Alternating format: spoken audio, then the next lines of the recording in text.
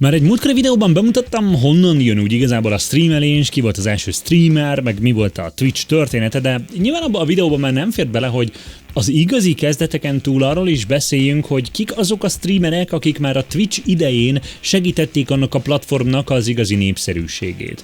Mert nyilván a fejlesztők, meg az oldalüzemeltetői egy dolog, de egy ilyen felhasználók általi tartalomgyártással foglalkozó oldalnak a lelkét mégiscsak ezek a tartalomgyártók adják. Úgyhogy ma az Unibet támogatásával folytassuk is ezt a videót egy ilyen toplista-szerűséggel, ahol megnézzük, kik jelenleg a legnépszerűbb streamerek a platformon, és honnan jöttek. Sziasztok, én Dani vagyok, vágjunk is bele! Na most, igen, egy kicsit csaltam, mert hogy tudja, hogy mindenki gondolná, hogy hol van a Pokémon a listáról, és bizony, hogyha a top 10-zel foglalkoznék, csak akkor ebből épp kiesne. Ő ugyanis a 12. helyen van, már ami a követőszámot illeti. És igen, ez is egy érdekes kérdés, hogy miben határozzuk meg a legnagyobb streamereket? Átlag nézettség? Összes valaha kapott nézettség?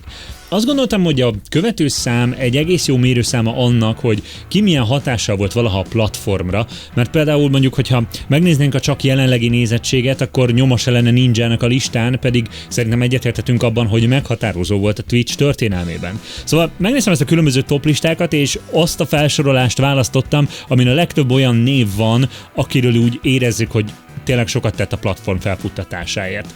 Úgyhogy nézzük követőszám szerint, és vegyük ide Pokémont, ami nem azért van, mert hogy mit tudom én, bele lennénk zúgva, vagy ilyesmi, csak tényleg azért, hogy is egy elég fontos arc volt, úgyhogy nézzük a top 12-t, mégiscsak ő a legtöbb követővel rendelkező női streamer, aki konkrétan arca is volt a Twitchnek nagyon sokáig, mint legcsaládbarátabb stream. Tehát eredeti nevén Ine Anis 1996-ban született, és gyerekkorától kezdve rengeteget játszott, és nyilván a kedvencei voltak a Nintendo játékok, közülük is főleg a Pokémon, innen jött a beceneve, a keresztnevével összevonva, hogy Pokimén. Marokkóban született, de még 4 éves korában családja Kanadába költözött, szóval főleg itt nőtt amúgy fel. 2013-ban, vagyis 2 évvel az aloldal indulása után regisztrált a Twitchre, és kezdett el játszani az akkoriban új League of Legends-el. Eredetileg még vegyészmérnöknek készült, de a streamje sikeressége miatt ezt inkább otthagyta, és jobban fókuszált a Twitchre. 17-ben 450 000 új követővel bekerült a top 100 streamer közé a platformon. Ebben az évben alapították néhány streaming barátjukkal az Offline TV-t is, egy közös streaming házat, ahol mindig is egyértelműen ő volt a legnépszerűbb. Poki nyilván a Fortnite-os időben Fortnite-ozott, aztán Valorantos időben Valorantozott, amikor az megjelent, de most már jó pár éve szimplán csak egy ilyen megkerülhetetlen jelensége a Twitchnek. Bár sokan vádolják őt is, mint minden női streamert azzal, hogy csak a külseje miatt nézik, nála azért nyilvánvalóan más a helyzet, mint mondjuk egy Amurantnál, vagy nem tudom, egy SKU-nál, amit így feldob folyton a főoldal, csak hogy így értsétek a különbséget. Poki mindig csak egy ilyen kedves, családias légkört teremtett, és ezzel vonzotta be azokat, akik ezeket a chiller streameket akarták. A Twitch azóta a legnépszerűbb csatornák azért már eltávolodott ettől a hangulattól, de ő még továbbra is ezt képviseli. Ez persze nem jelenti azt, hogy botrányoktól mentes lenne. Emlékezünk csak a legutóbbira, amikor lecsórózta egy nézőjét, aki drágálta a merchként árult kekszét, vagy amikor vele kritikus videóst megfosztotta a szponzoraitól a kommentjeivel. Mondanám azt, hogy szerintem azért Poki is a korábbi nézettségéhez képest ma már egy jóval irrelevánsabb, mint előtte, de azért szerintem a hatása a platformra az mindenképpen megkerülhetetlen.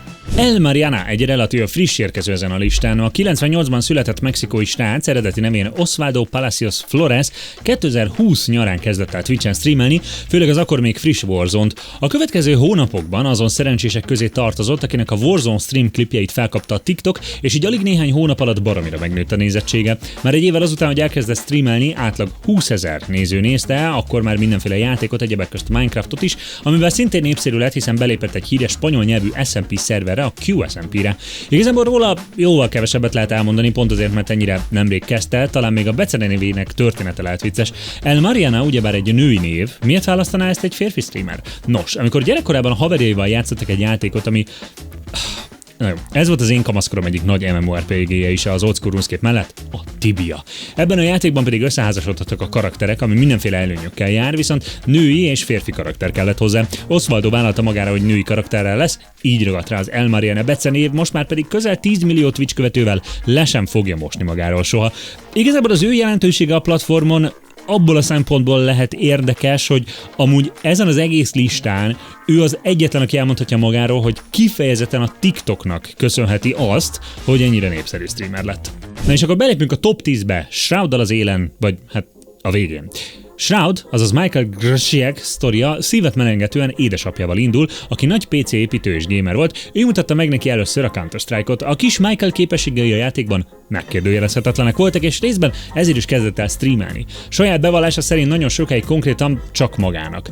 Időközben viszont mindenféle csapatokhoz is jelentkezett, hogy egyre nagyobb versenyekre kvalifikáljon, és folyamatosan kimagasló teljesítményével együtt járt a figyelem is. Végül 2014-ben kezdett el az első nagy csapatánál, a Cloud9-nál játszani. A következő 4 évben sikerre halmozott a Cségóban, de 18-ban úgy döntött, visszavonul és inkább a streamingre fókuszál. 19-ben Ninjával együtt átment a Microsoft új streaming platformjára, onnan pedig ugye vissza, kevesebb mint egy évvel később, amikor a Mixer csődbe ment. Azóta is Twitch-en streamel, és nyilván a 10. legtöbb követővel rendelkező csatorna, meg aztán azóta a profi esportba is visszatért, csak ezúttal a Valoranthoz, a Sentinels tagjaként.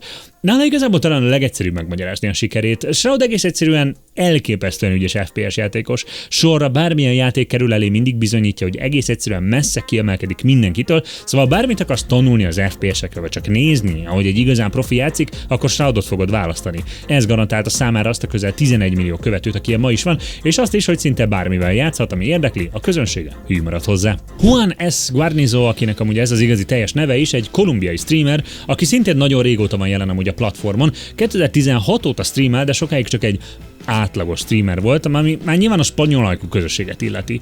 2020-ig pár száz nézőket szerzett csak átlagosan, viszont akkor nyilván a lezárások kapcsán ő is nagy nyertese volt annak, hogy mindenki otthon maradt és streameket nézett. Ekkoriban rengeteget GTA-zolt, nyilván felugrott az Among Us hype vonatra is, meg az újra népszerűbbé váló Minecraftra is. A legviccesebb, amit találtam vele kapcsolatban, hogy valahol egy Wikipédia szócikkben említik, hogy könyveket ír, és hogy még irodalmi Nobel-díjra is jelölve volt, de hát ennek nyilván semmi alapja, semmi igazságtartalma nincs, de ha rákeresel, kijön viszont egy rakás cikk, akinek ezt a szerzői kritika nélkül átvették. Ha jól feltételezem, ez valami poén lehetett a streamjén, hogy ezt beleírják az ő Wikipédia szócikkébe, és hogy ezt vajon majd hányan veszik át, és ha ez volt a cél, akkor sikerült, de mondjuk engem azért nem vernek át. Egyetlen egy könyvét sem találtam, sehol nem árulják, a Nobel-díj jelöltek pedig 50 évre titkosítva vannak, szóval még most is csak a 70-es évekbeli jelöltekről tudjuk, hogy kik voltak ténylegesen jelölve a nyerteseken kívül.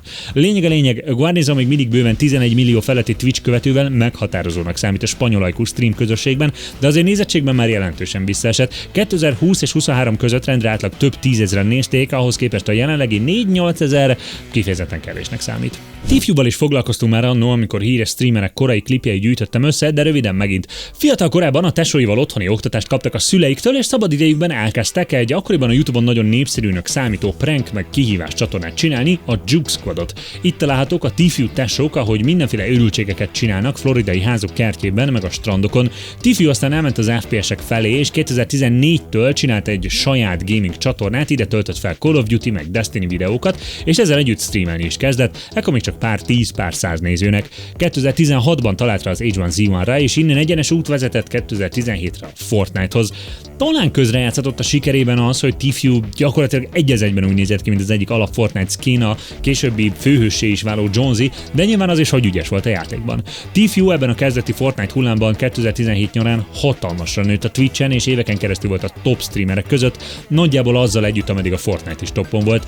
Nyilván 2020 környékén ő is áttért, és kipróbálta a Valorantot, a Warzone-t és az összes többit.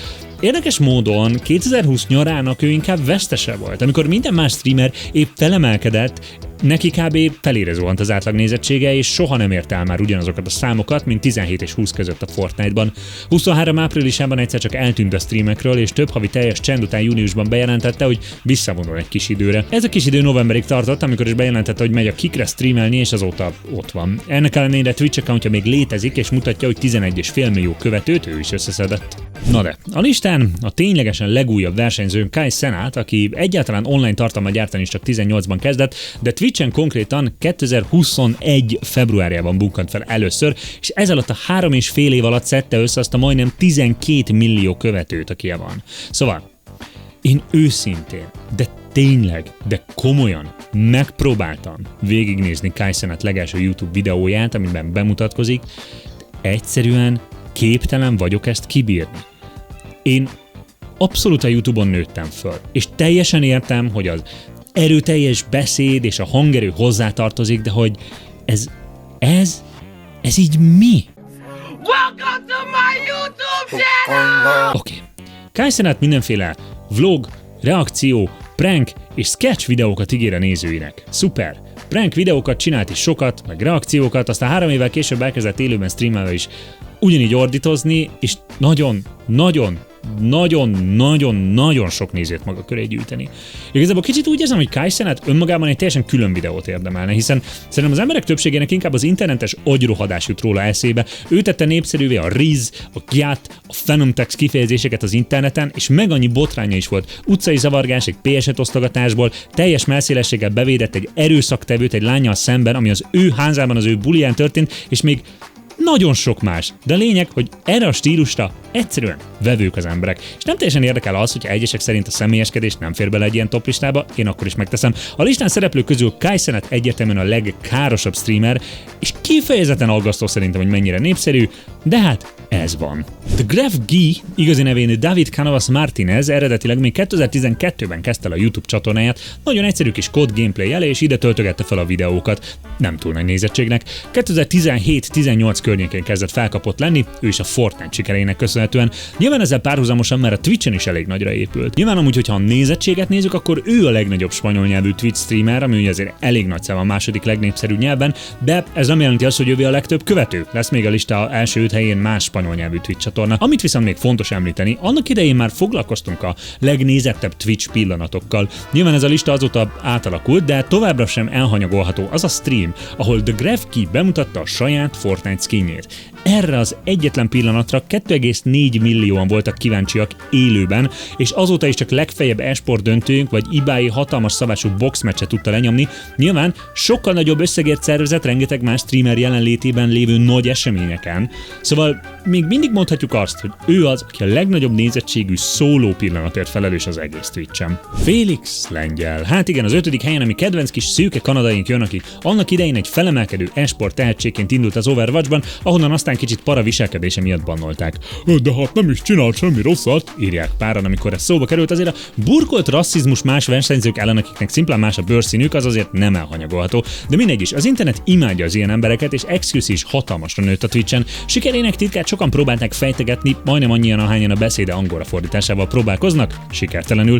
Excuse amúgy is Kai Cenat egyik előfutára volt szerintem. Szimplán ez a kiskamaszoknak szóló, iszonyú agresszív, hangos, arcodba mászó streamer, aki mindig a legnépszerűbb játékokat játsza, és gyakorlatilag nincs szabály. A chat egy kiszámíthatatlan aknamező, Félix pedig az esetek többségében már szimplán csak ül és videókat néz, amiket aztán feltölt a YouTube-ra hozzáadott érték nélkül. De ezzel már egy külön videóban foglalkoztam. A Twitch régi fenegyereke rengeteg botránnyal, de tagadhatatlan, hogy egy szemében felelős egy csomó játék fellendítésért. Konkrétan ő emelte fel még annak idején az Among Us-t és a GTA 5 roleplayt is, szóval nem csak személyesen lett népszerű a streamingben, de szerintem kifejezetten megkerülhetetlen és meghatározó személyiség, hogyha a Twitch trendek történetét is kutatjuk. Rubius is inkább YouTuber amúgy, mint Twitch streamer, de mégis a harmadik legnagyobb spanyol YouTuber, aki mellesleg gaming tartalmat nyert, úgyhogy nyilván magas helyen van Twitchen is. És amikor azt mondom, hogy olyan igazi OG, akkor azt úgy értsétek, hogy az első millió YouTube feliratkozóját 2013-ban ért el. Szóval igen, ő inkább még ilyen PewDiePie, Markiplier, meg Jacksepticeye kortársa, csak nyilván egy másik nyelvterületen, ami szerintem hozzánk kevésbé jut el. És mint a felsorolt youtuberek, ő is nagyrészt ugyanazt a totális vegyes felvágottat tolja, és konkrétan még ugyanolyan feliratkozó szám beefje is volt egy zenésszel, mint PewDiePie-nak. Csak ő nem a T-Series-el, meg a Cocomelonnal küzdött az első helyért, hanem Taylor Swift-tel az 5-ért. Streamek tekintetében is mindig a népszerű kategóriákat nyomja: Fortnite, Minecraft, GTA 5, Among Us, amikor az ment, stb. Ezen a ponton hiába nagyobb, mint azok, akik előtte jöttek, elég repetitív, amit róla mondani lehetne, úgyhogy mennyi. Nem úgy eBay, aki, ahogy már említettem, az igazi rekordtartó, a legnézettebb Twitch pillanat tekintetében. eBay eredet története is érdekes, ugyanúgy, ahogy Shroud, Exclusive vagy épp Ninja, ő is az e-sport világából jön, viszont nem játékosként, hanem kommentátorként. 2020-ig volt spanyol kommentátora a játéknak, és mint ilyen mindig nagy nézettséget szerzett a csatornáján, amikor streamelt, de ugye ezek nyilván ilyen eseti meccs közvetítések voltak, tehát összességében nagyon ritkán streamelt a saját csatornáján, ez ilyen havi néhány órát csak. 2020-ban viszont viszont visszavonult a kommentátorkodásból, hogy teljes egészében a tartalomgyártásra fókuszáljon, és ekkor a már meglévő ismertségét nagyon jól tudta a javára fordítani. Egy éven belül már simán 70-80 ezer volt az átlag nézője a streamjeim, és ekkoriban mindenfélét játszott. Persze maradt a LoL-nál, ahonnan a legtöbben ismerték, de nyilván beugrott Valorantozni, Warzonozni, Among Us-ozni, stb. Aztán viszont egyre jobban fókuszált arra, és talán ő volt az első és legsikeresebb ebben a Twitchen, hogy ilyen nagy esemény streameket csináljon. Jobban lett több focistával és elsősorban mondjuk Gerard Piquével is, akivel azon túl, hogy közös e-sport csapatot alapítottak, interjút is készített élőben, és ezután is rengeteg interjúja volt híres focistákkal, zenészekkel, mint Ed Sheeran, színészekkel, amik mind hatalmas nézettséget hoztak a csatornájára. A legnagyobb nézettséget viszont egyértelműen a La Veleda de Años eseménye hozza mindig, ami egy ilyen nagy boxgála, ahol mindenféle spanyol hírességek, streamerek, tartalomgyártók verekednek egymással. A legutóbbi harmadik rész tartja jelenleg a rekordot 3,4 millió egyidejű nézővel, de a negyedik kiadás épp most július 13-án várható, szóval simán lehet, hogy rekordot ott meg fogja dönteni. Na de, az összes spanyol streamer közül egyértelműen kiemelkedik Auronplay, akinek a legtöbb Twitch követője van, közel 30 millió YouTube feliratkozója, és tényleg az egyik legrégebb óta aktív tartalomgyártó ezen az egész listán. Azok, akik nem beszélik a nyelvet, lehet, hogy még a nevét sem hallották, pedig ő már 2006 óta tartalomgyártó, amikor egy átlag YouTube videó így nézett ki. ¿Qué pasa, chavales? Otra vez aquí, madre mía, iros a la mierda ya. Igazából az, hogy ő ilyen régóta jelen van, az kb. Azt jelenti, hogy minden online videós és streaming trendben részt vett már, szóval pusztán az, hogy mennyi ideje volt követőket szedni, garantálta számára, hogy ő a legnépszerűbb. Már ami a konkrét követőszámokat illeti. 2023 elején volt ugyanis egy nagyobb botrány, ami elsősorban nem is csak rá, hanem a barátnőjére és az egész ilyen baráti társaságokra vonatkozott. Előkerült egy rakás régi tweet, amiben a bajszos festő régi politikai pártjának ötleteit támogatták, mindenféle fogyatékossággal élőknek szóltak be, és hogy konkrétan zaklatták egy eltűnt 7 éves kisfiú anyukáját, és elég ízléstelen kommenteket írtak arról, hogy ők rabolták el a kisfiút, és miket csináltak ezzel a gyerekkel, épp akkor, amikor még nagyban ment a keresés. Mindeközben Auronplayt közvetlenül is megvádolták azzal, hogy kiskorúakkal próbált kapcsolatot kiépíteni, ám ő ezeket tagadta. Ennek ellenére ekkor évelején azt mondta, hogy szünetre megy.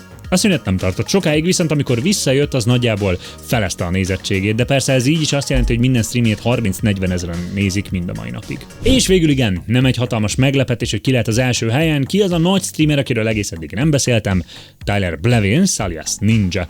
Tyler annak idején a Halo-val kezdte, és inkább az e-sport oldalról akart berobbanni a térbe, csinált is ilyen jellegű videókat annak idején. A streamelést egy időben kezdte a mindenféle Battle Royale és annak előfutáraiként értelmezhető modokban, de akkor még persze nem túl nagy közönségnek. Aztán jött a Fortnite, amikor a Ninja azért már nem volt egy ismeretlen név a saját körében, de hogy a Fortnite extra löketet adott az egész streamingnek, sőt, mondhatjuk azt is, hogy a gaming megítélésének és népszerűségének úgy általánosságban, ugyanígy Ninja népszerűsége is hatalmasra nőtt. 2017. augusztusában már amúgy is 500 000 követővel rendelkezett, ami jegyezzük meg még ma sem kicsi szám a Twitchen, de hamar 2 millióra növekedett. Gyakorlatilag ezzel egy időben a kékhajú, hevesen gesztikuláló srác lett gyakorlatilag az arca az egész livestreamingnek. Amikor 2018-ban a Fortnite sikerek kapcsán a hagyományos média kapkodva próbálta megérteni, mi ez az egész, mi történik a világban, meg az interneten, akkor mindig Ninját találták meg mindenhova, mindig vele készítettek interjúkat, az ő jelenségét próbálták megfejteni, és ezen keresztül értelmezni, hogy mi is ez az egész livestreaming. Ehhez képest amúgy valahol vicces, hogy Ninját igazából mennyivel kevesebben nézik, mint bárki mást ezen a listán. Az ő csúcsa 2018 tavaszán volt, amikor egy hónap volt, amikor 100 000 átlagnézettséget hozott, a lista többi szereplő ezeket ma is simán hozza. 2019 júliusában őt is leigazolta a Microsoft ugye a Mixerre, amivel talán tényleg az egyik utolsó, vagy inkább az első szeget kalapálta a koporsójába. Jelentősen megcsappant a nézettséget, de talán nagyobb bevétellel folytatta a Mixeren, majd amikor alig egy év múlva a Mixeren lehúzták a rolót, vissza is jött Twitchre, jó pár millióval gazdagabban, és folytatta itt. Ahhoz képest, hogy tényleg messze eltávolodik a mezőnytől követőszámon a közel 20 millió Twitch követővel, az aktuális nézettség számai majdhogy nem a Fortnite előtti időket mutatják, ugyanúgy kb. 10 000 körül van az átlag nézettsége, hogyha ezt az all-time grafikon megnézik róla, akkor tényleg meglepő, hogy pont ő a legkövetettebb. És hát bizony, ez csak egy ilyen aktuális állapot 2024 nyarán. Hogyha azt nézzük, hogy például Kai Cenat milyen ütemben növekszik, akkor simán lehet, hogy 1-2 éven belül már drasztikusan máshogy néz majd ki ez a lista, sőt, lehet, hogy most kezdett el streamelni valaki, akinek a nevét még nem is ismerjük, de 3 éven belül megkerülhetetlen lesz a Twitchen. Ti ki az, akit szoktatok nézni, vagy egyáltalán már néztetek erről a listáról? Volt, akinek még csak a nevét sem hallottátok? Beszélgessünk a kommentekben, vagy a Discord szerveren, ez link van a leírásban, és ne felejtsétek el, hogy most már YouTube-on amúgy nem mennek a streamek csak Twitchen, minden hétköznap 3-tól, de Discordon szoktam erről szólni. Mint mindig most is sokat segít, hogyha lájkoltok, kommenteltek, feliratkoztok, meg követtek mindenféle egyéb helyeken, Twitchen, TikTokon, Instán, Threads-en, stb. Várok titeket legközelebb is. A csatorna támogatója az Unibet.